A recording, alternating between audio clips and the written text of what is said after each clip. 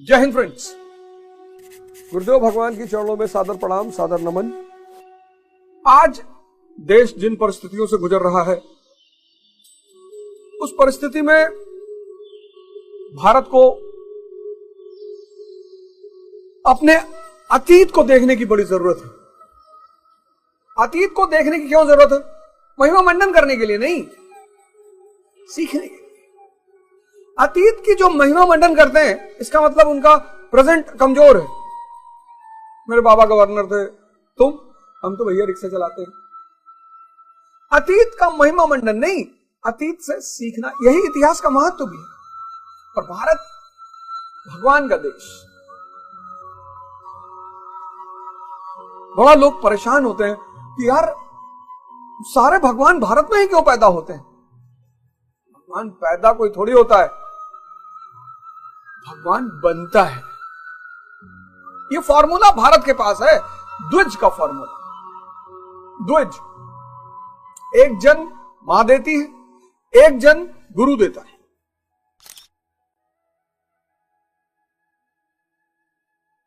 जब जन्म मां देती है तो हर व्यक्ति शूद्र होता है, जो इंद्रियों पे जीवित है। और दूसरा जन्म गुरु देता है, जब व्यक्ति इंद्रियों से ऊपर उठकर चैतन्य पर आ जाता है। एग्जाम्पल के तौर पर सिद्धार्थ बुद्ध बन गए, वर्धमान महावीर बन गए, नरेंद्र स्वामी विवेकानंद बन गए। ऐसे न जाने कितने नाम, ऐसे न जाने कितने नाम। और हर गुरु का अपना रूप, अपना अंदाज, अपनी स्टाइल। और जब मैं अपने जीवन में फंसा, सभी फंसे। आज तो बहुत हालत खराब है। कोई मुझे मैसेज कर रहा है, साहब सुसाइड करने का मन कर रहा है। कोई कह रहा है मैं पागल हो जाऊंगा। कोई कुछ, कोई धर्म का मजाक उड़ा रहा है, कोई धर्म को गाली दे रहा है। तो मैं जब जीवन में फंसा, बड़ी सारी चीजों ने उस मेरे जीवन में बड़ा अहम रोल प्ले किया। जैसे कई सारी चीज है, ये सबका तो वर्णन मैं नहीं कर सकता, लेकिन दो चीजों का आज मैं वर्णन करूंगा। एक, मैंने पढ़ा कि स्वामी विवेकानंद जी यूरोप जा रहे थे, तो जहाज, पानी के जहाज से जा रहे थे। तो पानी के जहाज का जो कप्तान था, उसके पास न्यूज़पेपर था। तो उन्होंने कहा भैया न्यूज़पेपर पढ़ लूं? हाँ, बोले पढ़ लो। पढ़ा उन्होंने, और पढ़ने के बाद डॉक पे रख दिया। डॉक पे रखा तो हवा चली, तो न्यूज़पेपर उड़ के समंदर में चला गया। कप्तान तो बहुत गुस्सा हुआ कि यार तुमको न्यूज़पेपर पढ़ने के लिए दिए थे और उड़ा दिए तुम। ने कहा कि महाराज गलती, गुस्सा काहे हो रहे हैं? एक पेन और पेपर दे दीजिए, मैं पूरा न्यूज़पेपर हूबहू उतार दूंगा। बड़ा इंपैक्ट पड़ा इस कहानी का मेरे को। ऐसा होता है। और कुछ व्यक्तित्व हैं जिनको देखकर आपको लगता है कि ना, ये गलत नहीं हो सकते।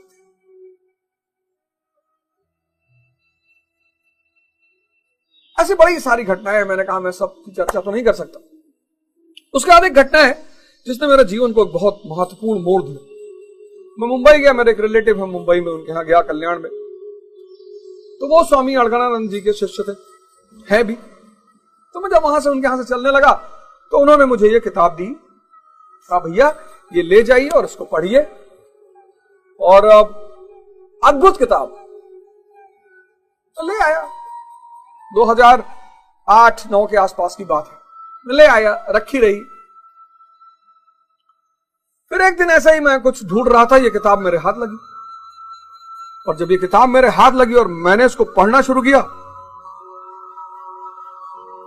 तो बड़े सारे डाउट, बड़ी सारी शंकाएं, मतलब ऐसा लगा जैसे किताब मेरा वेट कर रही थी कि अवध ओझा तू मुझे पढ़ और मैं तेरे शंकाओं का समाधान करूंगा। धर्मशास्त्र है स्वामी अड़गड़ानंद जी द्वारा रचित, 5200 साल बाद। पहली लाइन इंट्रोडक्शन की लिखते हैं कि श्री कृष्ण जिस स्तर की बात करते हैं, क्रमशः चलकर उसी स्तर पर खड़ा होने वाला कोई महापुरुष ही अक्षरशः बता सकेगा कि श्री कृष्ण ने जिस समय गीता का उपदेश दिया था, उस समय उनके मनोगत भाव क्या थे। मतलब जो भगवान कृष्ण की स्थिति थी, उसी स्थिति का व्यक्ति ही आपको बता पाएगा।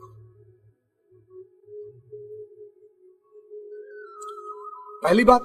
दूसरी बात, इस ग्रंथ ने जो दूसरी जबरदस्त बात कही, जिससे बड़ा प्रभावित हुआ, मैं हमेशा कहता हूं कि जिसको धर्म समझ में नहीं आया, समझ लो उसको जीवन तो कभी समझ में आएगा ही नहीं। और ईश्वर एक है। और पूरा एग्जाम्पल के साथ, पूरा एग्जाम्पल प्राचीन काल से लेकर अद्यतन मनीषियों द्वारा दिए गए तैथिक क्रमानुसार संदेश, सृष्टि का आदि शास्त्र, इमम विवस्थित स्वते योगम। भगवान श्री कृष्ण ने कहा कि इस अविनाशी योग को मैंने आरंभ में सूर्य से कहा, सूर्य ने इसे स्वयंभू आदि मनु से कहा। अर्थात गीता ही आदि धर्म शास्त्र है, जिसके अनुसार एक परमात्मा ही सत्य है, परम तत्व है, वह कण कण में व्याप्त है। योग साधना के द्वारा वह परमात्मा दर्शन, स्पर्श और प्रवेश के लिए सुलभ है। भगवान द्वारा उपदिष्ट वह आदि ज्ञान वैदिक ऋषियों से लेकर आद्यावधि अक्षुण रूप से प्रवाहित है। ये तो गीता कह रही है। वैदिक ऋषि कण कण में व्याप्त ब्रह्म ही सत्य है, उसे विदित करने के अतिरिक्त मुक्ति का कोई अन्य उपाय नहीं। भगवान श्री राम एक परमात्मा के भजन के बिना जो कल्याण चाहता है वो मूढ़ है। रामायण का स्टेटमेंट। योगेश्वर श्री कृष्ण परमात्मा ही सत्य है। चिंतन की पूर्ति में उस सनातन ब्रह्म की प्राप्ति संभव है। देवी देवताओं की पूजा मूढ़ बुद्धि की देन है। महात्मा मूसा, तुमने ईश्वर से श्रद्धा हटाई, ईश्वर तुमसे नाराज है, प्रार्थना में लग जाओ।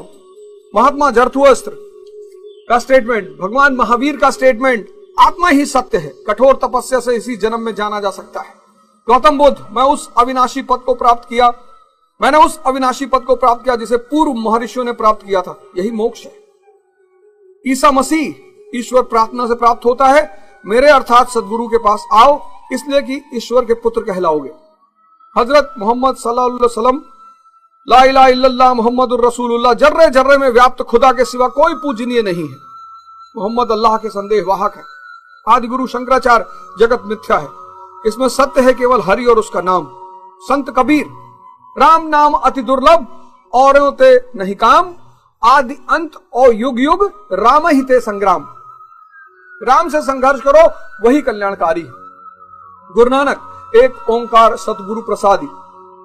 एक ओंकार ही सत्य है, किंतु वह सदगुरु की कृपा का प्रसाद है। स्वामी दयानंद सरस्वती, अजर अमर अविनाशी एक परमात्मा की उपासना करें, उस ईश्वर का मुख्य नाम ओम है। स्वामी श्री परमानंद जी, जब भगवान जब कृपा करते हैं तो शत्रु मित्र हो जाते हैं, विपत्ति संपत्ति हो जाती है और भगवान सर्वत्र से देखते हैं। क्या बात है,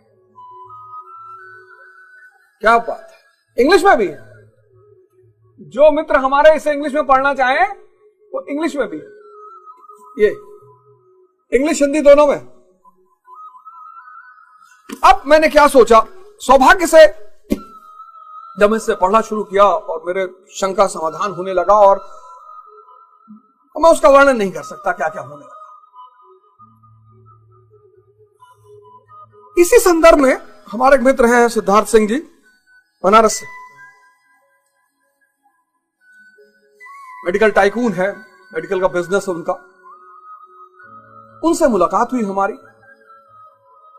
और वो माध्यम बने, गुरु भाई बने हमारे, और हमें लेकर पहुंचे आश्रम, बरचर आश्रम, जहां साक्षात भगवान स्वामी अलगानंद महाराज जी के दर्शन हुए।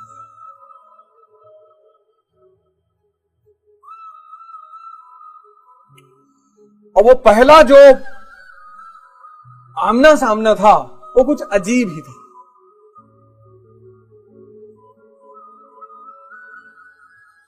मेरी बात तो उनसे नहीं हुई, लेकिन उन्होंने मुझे आदेश दिया। जब मैं चलने लगा तो मेरी गाड़ी में गीता रखवा दी गई, और बरचर में मैं था, बरचर में पहली विजिट बरचर में। स्वर्ग जैसा आश्रम, स्वर्ग जैसा, जाना चाहिए आदमी। फिर इसी सब संदर्भ में मैं गुरु महाराज के दर्शन करने यदा कदा जाता था। फिर एक दिन मैं मिर्जापुर पहुंचा, शक्तेशगढ़, और गुरु महाराज ने कहा कि जाओ, आज से तुम्हारा नाम गीता स्वामी।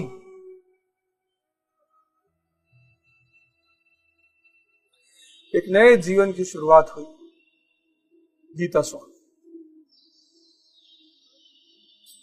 इसके एक एक श्लोक को पढ़ना, उस पर मनन करना, उसको अध्ययन करना, मैं अभी तक बहुत कुछ नहीं समझ पाया हूं। वो शायद चैतन्य के विकास के साथ साथ समझ में आएगा। लेकिन मैंने सोचा कि मेरे बड़े सारे मित्र हैं जो अब पढ़ना नहीं चाहते, अध्ययन नहीं करना चाहते। एक मनन की जो धारा है इस देश में वो विलुप्त हो रही है, और शिक्षा बिना मनन के कुछ भी नहीं है। अध्ययन अध्ययन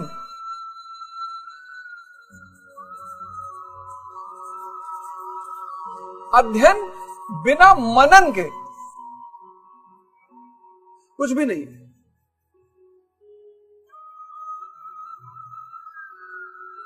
और आज ये मनन खो गया है।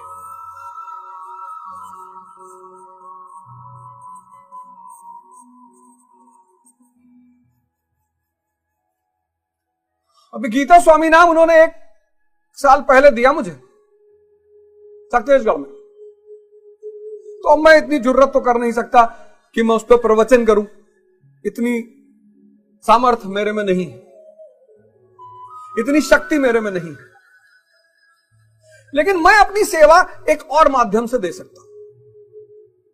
मैं इस पूरे जो लिखा हुआ है उसको रेखा चित्र कर सकता हूं, डायग्राम बना सकता हूं।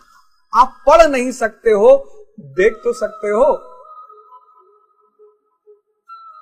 और जब देख के समझने लगोगे तो पढ़ने में मजा आने लगेगा।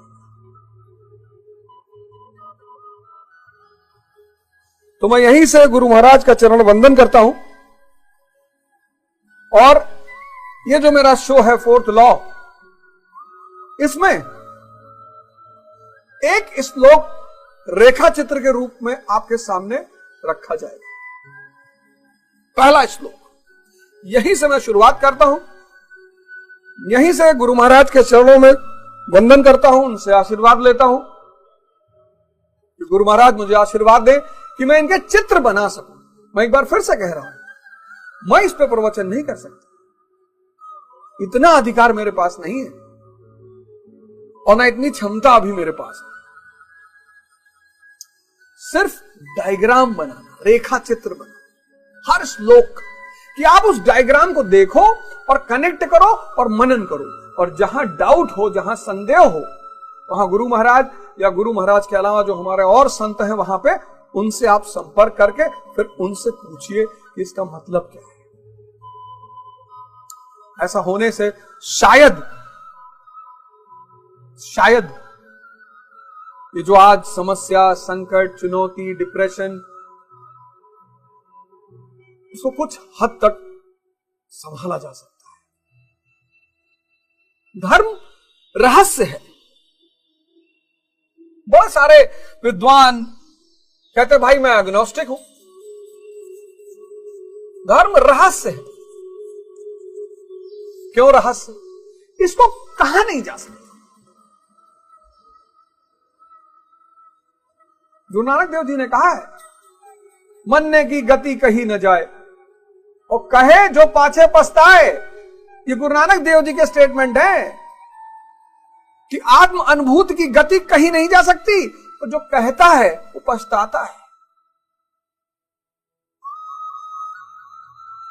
धर्म रहस्य है, रहस्य। इस रहस्य को कोई गुरु ही खोल सकता है। इसीलिए हिंदुस्तान ने गुरु की परंपरा पर बहुत जोर दिया। आज लोग कह रहे हैं रामचरितमानस में ये लिखा है, रामायण में ये लिखा है, 10 हाथ नहीं होने चाहिए, 10 सर नहीं होने चाहिए। मुझे पता है, एहसास है मुझे कि आप किस संदर्भ में इन बातों को कह रहे हैं, लेकिन कोई बात नहीं, उस पर मुझे जाना ही नहीं है। लेकिन मैं चाहता हूं कि इस यथार्थ गीता को लोग पढ़ना शुरू करें, तो जैसे मुझे रास्ता मिला, मुझे जीवन मिला, मुझे उन्नति मिली, मुझे शांति मिली, वो शायद गुरु महाराज की कृपा से आपको भी मिले। तो पहला श्लोक,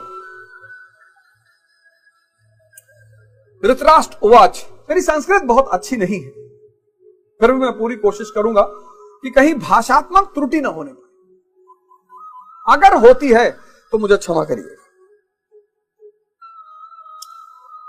धर्म क्षेत्रे कुरुक्षेत्रे संवेविता युयुत्सव मामका पांडवश्चैव किम कुर्वत संजय। बड़ा प्यारा सा धर्म क्षेत्र कुरुक्षेत्र।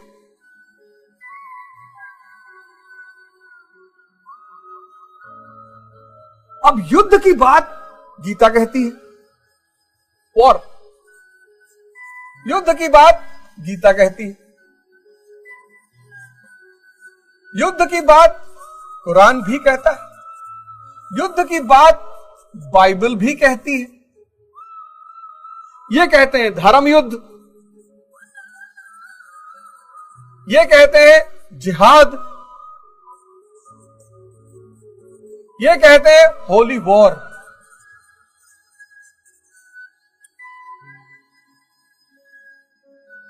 कौन सा युद्ध? पुरातत्ववादियों ने, आर्कियोलॉजिस्टों ने पुराने कुरुक्षेत्र की खोज कर रहे हैं, लेकिन गुरु महाराज ने इसमें लिखा है कि पुराने कुरुक्षेत्र को खोजने की कोई जरूरत नहीं, क्योंकि भगवान कृष्ण गीता में स्वयं कहते हैं, स्वयं। प्रश्न नंबर 2 डार्क ब्लैक में लिखा है, इदम शरीरम कौन्ते क्षेत्र मित्यभिधीयते। अर्जुन, यह शरीर ही क्षेत्र है। क्षेत्र क्या है? शरीर। भगवान कृष्ण कह रहे हैं कि यह शरीर, श्री कृष्ण कह रहे हैं कि यह शरीर ही क्षेत्र है। अर्जुन, यह शरीर ही क्षेत्र है और जो इसको जानता है इसको पार पा लेता है, वो क्षेत्रज्ञ है। जो जान जाए इसे वो क्षेत्रज्ञ। कहीं बाहर लड़ाई नहीं हो रही है, कहीं बाहर लड़ाई नहीं हो रही है,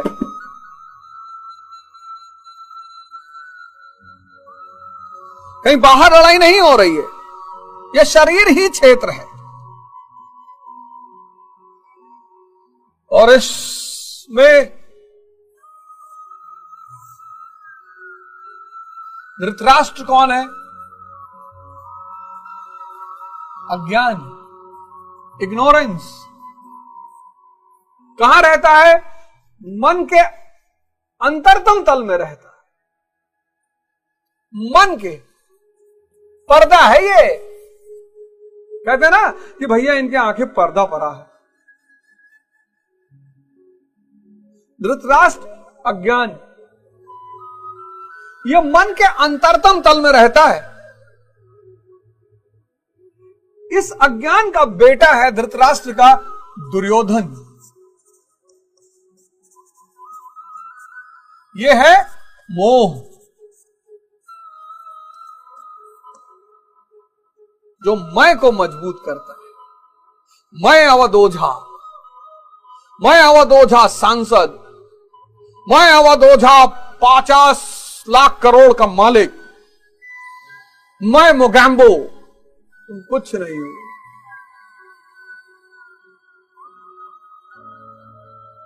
मोह और प्रेम में अंतर है। आपके साथ एक कुत्ता रह गया 2 महीना, एक दिन गायब हो गया, आपको चिंता सताएगी। संबंध कोई नहीं है, बस 2 महीना साथ रह गया। मोह, इसी को सारे विद्वानों ने बंधन कहा। प्रेम को किसी ने बंधन नहीं कहा। कबीर ने कहा, प्रेम गली अति साकरी जामे दो न समाए। प्रेम में तो दूसरा हो ही नहीं सकता, मोह में दूसरा होगा। मेरा घर, मेरी पत्नी, मेरी संपत्ति,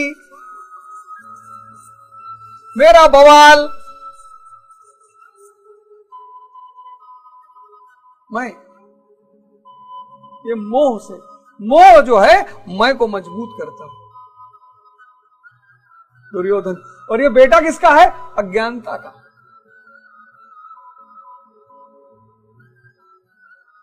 तो जब बुद्ध को ज्ञान मिला तो अज्ञानता ही तो खत्म हुई। दुर्योधन, मोह। संजय बड़ा इंपॉर्टेंट कैरेक्टर है। धैर्य आज किसी के पास है ही नहीं। इस्लाम, बाइबल, कुरान आदि ग्रंथ सब धैर्य बड़ी महत्व देते हैं इसको। धैर्य, पेशेंस। मैं लोगों से कहता हूं कि 40 घंटा बैठ के मूवी देखी जा सकती है, 40 घंटा बैठ के नाच देखा जा सकता है, 40 घंटा बैठ के परपंच किया जा सकता है, 40 घंटा बैठ के ताश खेला जा सकता है और न जाने क्या क्या। लेकिन आधा घंटा आंख बंद करके ध्यान करना बहुत बड़ी चुनौती है। और आपका मन पावर सेंटर, सारा काम उसी से होता है। आज मैं युवाओं को देखता हूं, इतने इंपेशेंट है। सर मुझे आईएएस बनना है एक ही अटेम्प्ट में। तू आधे अटेम्प्ट में बन जा। अरे भैया, हर चीज का समय है, time and distance. First attempt में तो बना जा सकता है, एक साल में भी बना जा सकता है, अगर आपका बेस बहुत अच्छा है तो। संयम, धैर्य। तो मन जो है उसकी आंखें क्या है? धैर्य। क्या बात गुरु महाराज ने लिखी है, ये मन की आंखें हैं, धैर्य। मन जब भी देखेगा धैर्य से देखेगा, धैर्य उसकी आंखें हैं। क्या बात। मैंने कहा ना कि ये किताब अगर पढ़ो, आप इस किताब को तोड़ो, इसको कनेक्ट करो, सोचो। मन जब भी देखेगा, कोई बहुत इंपेशेंट हो जाता, पैनिक हो जाता है, एंजाइटी अटैक आजकल के लोगों पे आ रहा है। अरे भैया,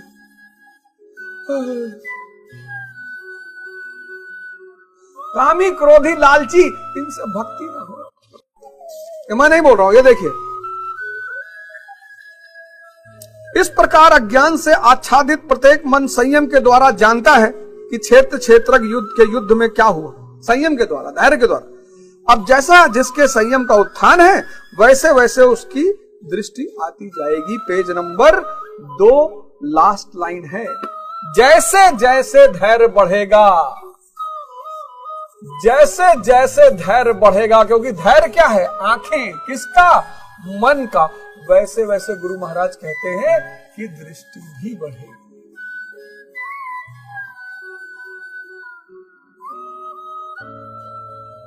तो ध्यान क्या है? धैर्य को बढ़ाने का साधन है। बहुत लड़के मुझसे पूछते, सर ध्यान क्या है? सर धैर्य, बस बैठे रहो, कुछ तुम्हारे हाथ में है थोड़ी। और जब आंख बंद करके बैठते हैं पहली बार, और बाप बवंडर, मन की स्पीड तो लाइट से भी तेज है ना। आंख बंद किए, मंगल ग्रह पहुंच गए। यहां से सूरज से धरती पर लाइट कितने समय में आती? 8 मिनट में आती। 8 मिनट लाइट की स्पीड, और हम 1 सेकंड में पहुंच गए, सेकंड भी नहीं लगा। और बंद किए सूरज पे, रिएक्शन देख रहे हैं सूरज का उस पर बैठ के कि कैसे रिएक्शन हो रहा है, हीलियम कैसे कन्वर्ट हो रहा है और कैसे रोशनी निकल रही है, ऊर्जा पैदा हो रही है। एक विदिन सेकंड का पता नहीं कौन सा हिस्सा, इतनी स्पीड। तो जैसे आंख बंद करोगे, अब मन की गति है, इसीलिए मन की तुलना घोड़ों से भी की गई है। और घोड़ा अगर बेलगाम हो जाए तो ले जाएगा।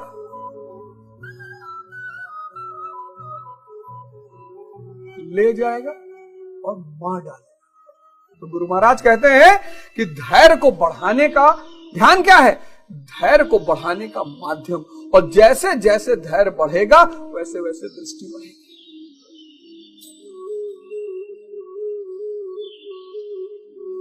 तो क्षेत्र में यह युद्ध कहां होता है? अब यह वॉर होता कहां है? हृदय देश में होता है, हृदय क्षेत्र में होता है।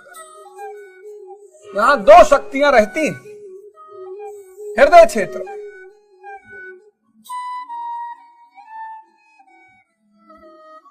दैवीय संपत्ति,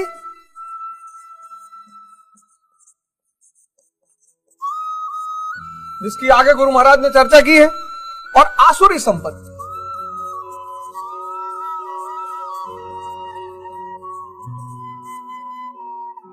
दैवीय संपत्ति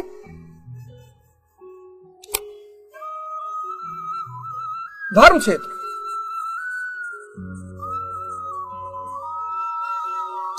और आसुरी संपत्ति कुरुक्षेत्र। तो दैवीय संपत्ति किसमें हावी है? श्री कृष्ण में।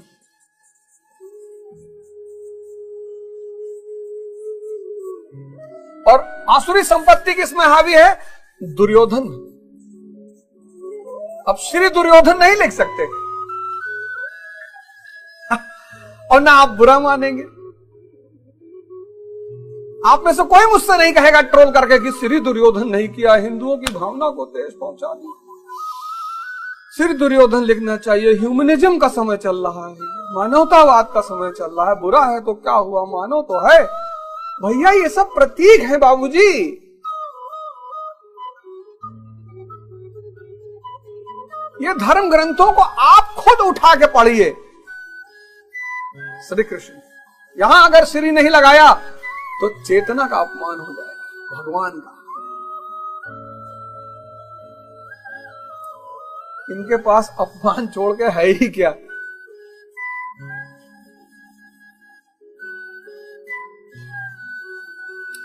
फिर आगे गुरु महाराज कहते हैं कि कुरु जो शब्द है, कुरु ये आदेशात्मक है, मतलब करो। कहते हैं आदेशात्मक शब्द है।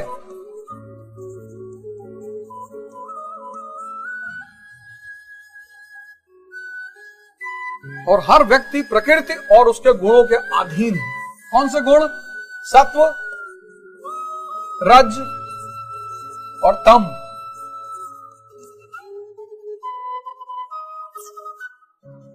करता थोड़ी है कुछ, ये न्यूट्रॉन, इलेक्ट्रॉन, प्रोटॉन यही सब काम कराता है। और गुरु महाराज कहते हैं कि जब तक ये तीनों शक्तियां व्यक्ति में सक्रिय हैं, कर्म होता रहेगा। या तो वो सत्व के प्रभाव में कर्म करेगा, या रज के प्रभाव में कर्म करेगा, या तम के प्रभाव में करेगा।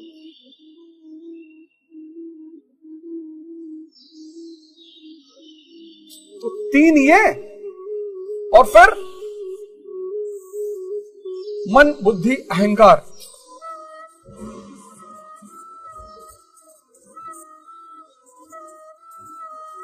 मन, बुद्धि, अहंकार।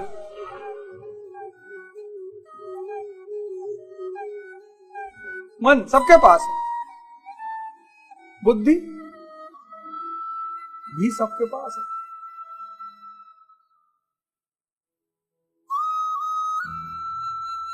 पर बुद्धि कुबुद्धि अपनी ही भाभी की साड़ी उतरवा रहा दुर्योधन भरी सभा में। अरे तेरी दुश्मनी भीम से है, लड़ जा गदा युद्ध वहीं पे, मल्ल युद्ध कर ले, पटक भीम को। स्त्री तो नगन करोगे, किसी की भी हो।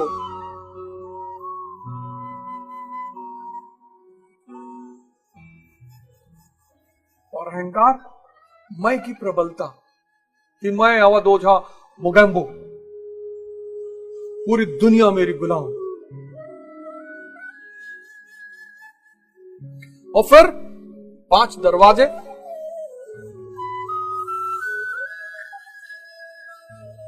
क्षेत्र विस्तार, रूप, रस,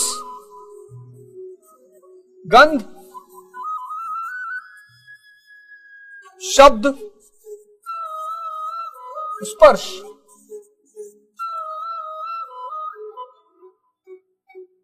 क्षेत्र विस्तार, शरीर ही क्षेत्र है और ये सब उसका विस्तार है। क्षेत्र विस्तार,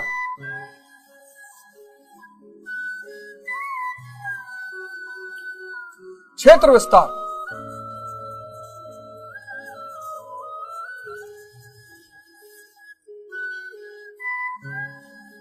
पांडव कौन है? पांडव है दैवीय संपदा। एक एक करके गुरु महाराज ने इनके बारे में चर्चा किया है कि भाव मतलब भीम। पांडव है दैवी संपदा, ये सजाती हैं।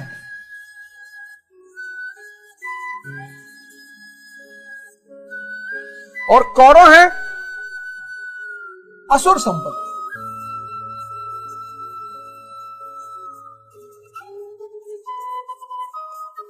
ये विजातीय हैं।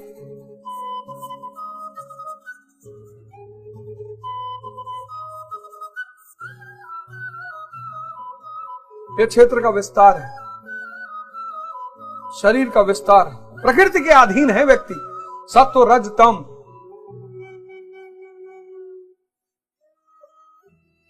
ये तीनों कर्म कराते हैं। फिर मन बुद्धि अहंकार, ये कर्म को डिवाइड करते हैं। और फिर रूप रस गंध शब्द स्पर्श,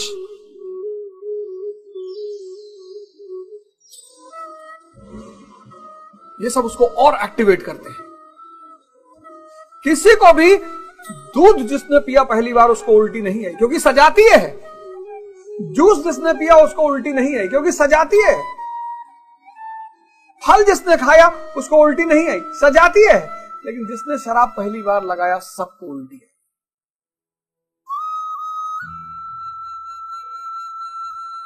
उनको जागना है। वैसे बेहोश हो, पैदा हुए ही बेहोश, उसी में बाहर से बेहोशी की दवा ले रहे हो। जिसने भी पहली बार तंबाकू खाया, मैं तो अपने अनुभव में बोल रहा हूं ना, मुझे तो किसी से पूछने की जरूरत ही नहीं है।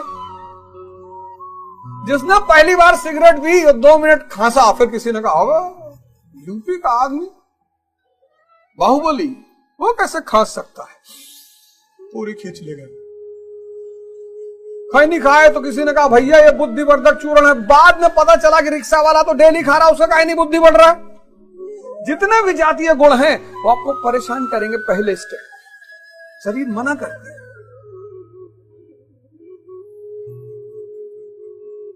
तो संजय जो है धृतराष्ट्र, मन किससे कह रहा है? संयम से कह रहा है, धैर्य से कह रहा है। क्या कह रहा है? धर्म क्षेत्रे कुरुक्षेत्रे समावेता युत्सव मम का पांडवश्च किम कुर्वत संजय। तो मन संयम से कह रहा है। क्या कह रहा है? मन किससे कह रहा है? संयम से। दोबारा आप जब पढ़िए तो उसको ऐसे पढ़िए, धृतराष्ट्र और संजय को पीछे करिए। मन संजय से कह रहा है। क्या कह रहा है? अज्ञान रूपी धृतराष्ट्र और संयम रूपी संजय। तो मन यानी धृतराष्ट्र संजय से, संयम से क्या कह रहा है कि धर्म क्षेत्र कुरुक्षेत्र में एकत्र युद्ध की इच्छा वाले मेरे और पांडु के पुत्रों ने क्या किया? मेरे अज्ञान के पुत्र कौरव है, विकार। ये जो आप करते हो ना, शराब पी लेते हो, वैश्यावृत्ति कर लेते हो, फिर गिल्ट महसूस करते हो, ये आपने अज्ञानता में किया है। बेहोशी में, अंधकार में आपको बड़ा अंदर कष्ट होता होगा, अरे हम तो नीच अधर्मी पापी अज्ञानी।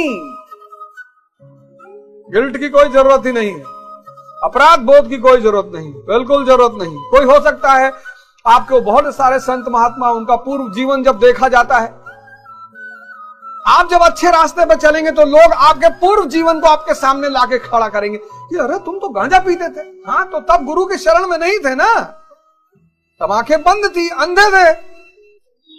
अब जब गुरु का शरण मिल गया और ये ज्ञान मिल गया,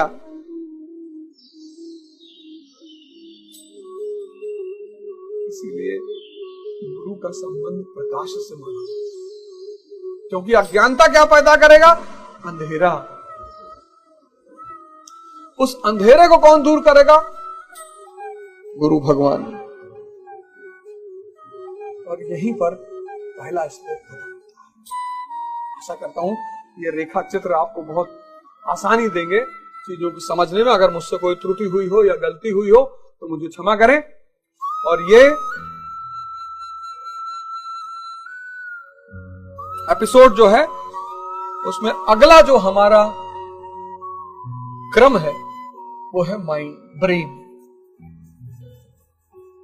थोड़ा सा मैं ब्रेन की चर्चा करूंगा विज्ञान के आधार पर, फिर मैं चर्चा करूंगा माइंड पे।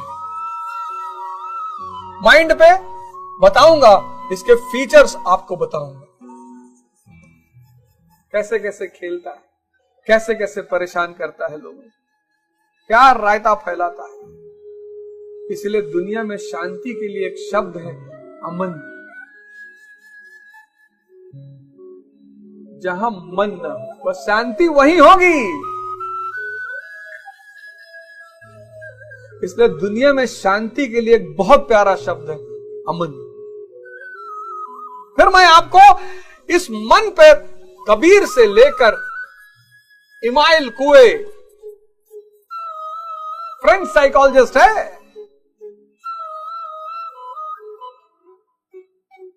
फिर मैं आपको बताऊंगा कि इस मन को कैसे देखा जाए।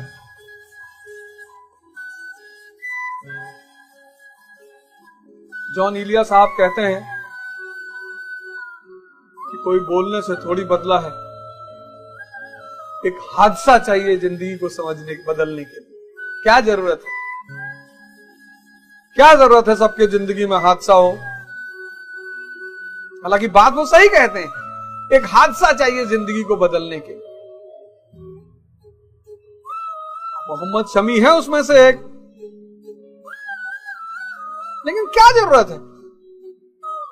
मुझे नहीं लगता कोई जरूरत है इसकी।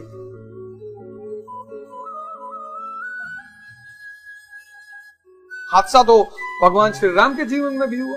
सुबह सिंहासन मिलने वाला था, मिल गया वन। लेकिन अगर सिंहासन को बैठ जाते बाबूजी तो सिर्फ राजा बन के रह जाते। जो जंगल गए ना और ये युद्ध लड़ा, ध्यान किया, साधना की, तपस्या किया, तब भगवान बने। तो अगली एपिसोड में आपसे फिर मुलाकात होगी। जय हिंद।